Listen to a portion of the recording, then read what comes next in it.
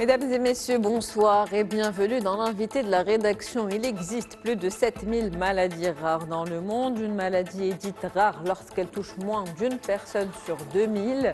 À l'occasion de la Journée internationale des maladies rares, qui est célébrée chaque année, le dernier jour de février, nous allons nous intéresser à ces maladies et à la souffrance que vivent les personnes qui les contractent. Et on va en parler avec le professeur Karim Ouldim. Vous êtes professeur en génétique médicale à la faculté de médecine et de pharmacie de Fès. Vous êtes également responsable du laboratoire de génétique médicale et oncogénétique au centre hospitalier universitaire Hassan II de Fès et président de la Société marocaine de génétique médicale. Bonsoir et merci d'avoir accepté notre invitation.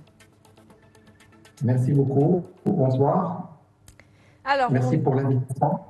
Merci de l'avoir accepté. On dit que 80% des maladies rares sont génétiques. Est-ce que c'est une question de génétique uniquement, finalement? En fait, les maladies rares est une maladie touchant moins de une personne sur 2000. Et on parle aussi de maladies orphelines, soit le nombre sur le plan international, plus de 8, sur le plan nombre de maladies, plus de 8000 maladies qu'on connaît, des maladies rares, bien que individuellement sont des maladies rares, mais si on regroupe toutes les maladies rares, ça pose une problématique de santé publique. Plus de 395 millions de personnes sur les 7 milliards d'êtres humains dans le monde. Et bien sûr, après le recensement actuel par la RACP 2024, on est en train de vivre une transition caractérisée par un indice de fécondité qui diminuait, un âge du mariage qui a augmenté, et aussi un taux de consommabilité qui est élevé essentiellement au milieu rural. Au Maroc, aucune étude n'a été faite, mais on estime le nombre de patients qui sont liés aux maladies rares, environ 3 millions de personnes. Effectivement, 30% des maladies rares sont des maladies génétiques. Mais certaines maladies rares sont aussi des maladies infectieuses, auto-immunes, et bien sûr, on parle aussi, dans les maladies rares, des cancers rares, dans cette catégorie.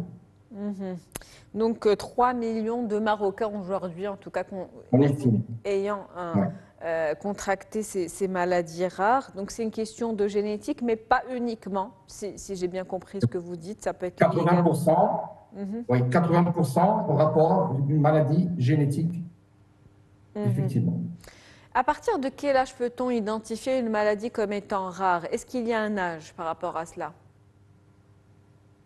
En fait, essentiellement, les maladies rares, on les diagnostique au cours de la période néonatale et pendant l'enfance. Donc, 90% des maladies rares, on les diagnostique, on les prend en charge au cours de l'enfance, soit période néonatale, au cours de l'enfance. Essentiellement, dans les structures pédiatriques, on fait le maximum de diagnostic de maladies rares. Des maladies qui apparaissent donc tôt? Il y a des maladies qui apparaissent, mais aussi il y a des maladies qui apparaissent à l'âge adulte et même des maladies rares qui apparaissent au-delà de 60 ans. Quels tests permettent aujourd'hui de détecter une maladie comme étant rare et est-ce que ces tests sont disponibles au Maroc? Alors, concernant, j'ai aperçu sur la situation des tests génétiques au Maroc, actuellement, on a 9 centres, plutôt 9 laboratoires de génétique médicale actifs au Maroc, répartis essentiellement dans les centres hospitaliers universitaires et d'autres institutions nationales, plus de 10 000 tests génétiques, essentiellement cytogénétiques, c'est-à-dire le karyotype et la biologie moléculaire, c'est des tests d'ADN, et plus de 20 000 consultations au niveau du Maroc. Sur le territoire marocain, on est plus de 65 médecins généticiens au Maroc. Néanmoins, cependant, ces chiffres restent bien au-delà du besoin réel de la population marocaine. Alors, parlons de la nouvelle de la génomique. Et la génomique, qui est le test génétique, qui est actuellement le test de référence pour le maximum de diagnostics et aussi de diagnostics très précoces. On appelle le séquençage nouvelle génération ou le NGS. C'est une technologie qui regroupe soit des planètes de gènes, soit séquencer tout l'ensemble du gène, tout l'ensemble des gènes, on appelle des exons, où la totalité du génome humain, c'est le génome humain en totalité. Et ces avancées, c'est la base de la médecine actuelle, de la future médecine, qui est la médecine de précision, prédictive, préventive, personnalisée et de précision. Au Maroc, les tests classiques sont disponibles et les tests de NGS sont en cours de développement. On est encore en retard pour ce type de diagnostic. Et il y a la problématique pour ces tests qui sont actuellement, la plupart sont externalisés au niveau de l'extérieur du Maroc, à l'étranger. Et là, ça pose une problématique de sortie massive de devises, de perte de contrôle des données, aussi certaines situations absentes de retour d'informations exactes. Et là, au-delà des enjeux scientifiques, il y a des enjeux scientifiques, médicaux. Et là, sur le plan pratique, sur le plan capacité et compétences scientifiques, on est capable. Néanmoins, on a une problématique qui est liée essentiellement à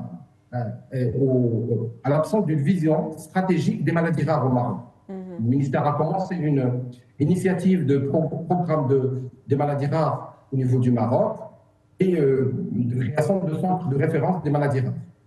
Donc, une des recommandations, c'est la mise en place du programme national des maladies rares qui permet à ces tests de génomique qu'on veut installer au Maroc, qu'ils soient accessibles, démocratisés pour tous les patients et familles marocaines. Parce que quand vous trouvez une maladie rare chez un patient, c'est essentiellement, ça touche pas le patient. Cette mutation, on la trouve dans toute la famille. Donc, il faut y faire une enquête familiale et ça permet de faire des diagnostics précoces, de la prévention et aussi du conseil, un conseil génétique qui est adéquat. Et puis, vous l'avez dit tout à l'heure, ça permet d'amasser et de garder certaines données. Oui, effectivement, ça permet de protéger les données personnelles, de protéger le patrimoine génétique de notre pays, aussi de développer de la recherche biotechnologique et biomédicale et aussi à la souveraineté nationale, c'est-à-dire sur le plan compétences et aussi capacité de gérer nos data. Bien sûr, si ce ne limite pas de faire de la recherche biomédicale en coordination avec beaucoup de pays, c'est-à-dire on n'est pas un pays fermé, mais il faut développer nos propres plateformes, mutualiser et démocratiser par essentiellement parce qu'une partie de tests génétiques sont remboursés par l'assurance médicale, mais tout ce qui est nouvelle génération de séquençage de génomique ne sont pas encore remboursés. Donc, il faut faire accéder les patients marocains à ces technologies dont nous, scientifiquement, on est capable,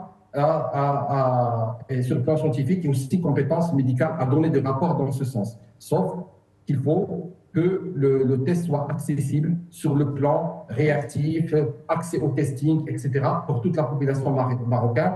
Je parle du secteur privé et public. Vous avez parlé de 9 laboratoires où on effectue ces tests. Au niveau des CHU, comment ça se passe? Est-ce qu'il y a des services dédiés à ces maladies rares? Oui, il y a dans les institutions, à l'INA, à l'Institut Pasteur, dans les CHU, dans les structures des fondations, on a des laboratoires, des consultations se font tous les jours au niveau des CHU du Maroc.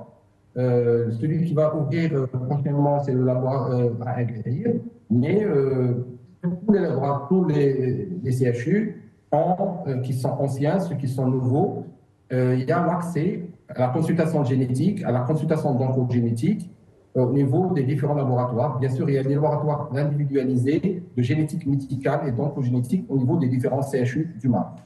Et qu'en est-il des prises en charge? Vous avez dit qu'une partie de ces maladies était prise en charge. Pour le reste, comment ça se passe? Alors, puisqu'une grande partie est sous-traitée de la génomique est sous-traitée, c'est-à-dire l'exome et ce qu'on appelle l'exome chez les cliniciens, il est sous-traité. Donc, il n'est pas remboursé. Bien sûr, ça pose une problématique de coût et d'accès aux tests. Donc, nous, on propose d'avoir une stratégie, une mutualisation des moyens, parce que techniquement, on est capable de faire. On a la compétence scientifique, je parle que ce soit les médecins et les scientifiques, la compétence scientifique marocaine, elle est là. Tout simplement, il faut adopter un programme national des maladies rares, un programme national de génomique et développement de plateformes de génomique et de diagnostic génétique et aussi le remboursement des tests afin d'améliorer l'accès au diagnostic. Bien sûr, tout ceci permettra une démocratisation, une meilleure prise en charge, parce que sans oublier que la prise en charge, il n'y a pas que la génétique, il y a toutes les spécialités médicales, chirurgicales et paramédicales qui est très important dans la prise en charge des maladies rares au Maroc. Et l'importance, vous l'avez dit, de développer nos propres plateformes. Et justement, si on devait parler des défis aujourd'hui liés à ces maladies rares au Maroc, quelles sont les principales difficultés observables sur le terrain? Alors, les principales difficultés, on peut le dire qu'il faut augmenter les ressources humaines et que le chiffre augmente, mais on est toujours au-dessous des moyens de ressources humaines. Il faut une vision, parce qu'on n'a pas encore de vision du ministère de la Santé concernant la génomique, et avoir un plan réel, pratique, des maladies rares. Quand je parle secteur privé et public, donc, et la création, essentiellement, dans l'expérience de plusieurs pays au monde, des centres de référence des maladies rares à l'échelle régionale. Par exemple, chaque région a un centre de référence qui permet de prendre en charge ces maladies qui sont rares, qui demandent une expertise, que ce soit génomique, que ce soit pédiatrique, que ce soit différentes spécialités médicales et chirurgicales. Donc, la création de ces centres permettra aux patients d'accéder à des centres de référence, à une meilleure prise en charge et aussi, sur le plan économique de santé, ça permettra de diminuer le coût, l'errance diagnostique et aussi l'accès de ces patients qui sont porteurs de maladies rares, qui peuvent être graves, une meilleure prise en charge. D'autant plus qu'il y aura un conseil génétique derrière, c'est-à-dire prévenir, faire de la prévention et la détection très précoce. Sans oublier qu'il faut développer une approche qui est très importante, qui est le dépistage néonatal que le ministère de la Santé a commencé avant le Covid et a été un petit peu perturbé à cause de la pandémie du Covid-19. Mais je pense qu'on est dans la bonne voie, mais il faut aller très rapidement, parce qu'on est un petit peu en retard, premièrement, de généraliser le dépistage néonatal. Ce sont des maladies génétiques qu'on va dépister avec un programme national, d'augmenter le nombre de maladies dépistées pour éviter les complications dans certaines pathologies, voire guérir. Il y a une autre problématique qui est... Pardon. Merci à vous. Oui, un dernier mot très rapidement parce qu'on doit conclure. La dernière problématique. Oui. Alors, afin d'améliorer la situation des maladies rares au Maroc, il est recommandé sur le plan stratégique de mettre en place un programme national de maladies rares, développer des plateformes génomiques en mutualisant les ressources existantes, remboursement des tests génétiques, démocratiser l'accès, réglementer la génétique médicale et renforcement de la souveraineté nationale en matière de tests génétiques et d'accès de ces tests pour les maladies rares. Beaucoup d'efforts encore à fournir en tout cas. Merci à vous, Monsieur Karim Oulim, en espérant que votre message soit entendu. Je rappelle que vous êtes professeur en génétique médicale à la faculté de médecine et de pharmacie de Fès. Vous êtes également président de la Société marocaine de génétique médicale. C'était un plaisir de vous avoir avec nous ce soir. Merci. C'est la fin de l'invité de la rédaction pour ce soir. Merci pour votre fidélité. On se retrouve demain avec un nouvel invité. Très bonne soirée.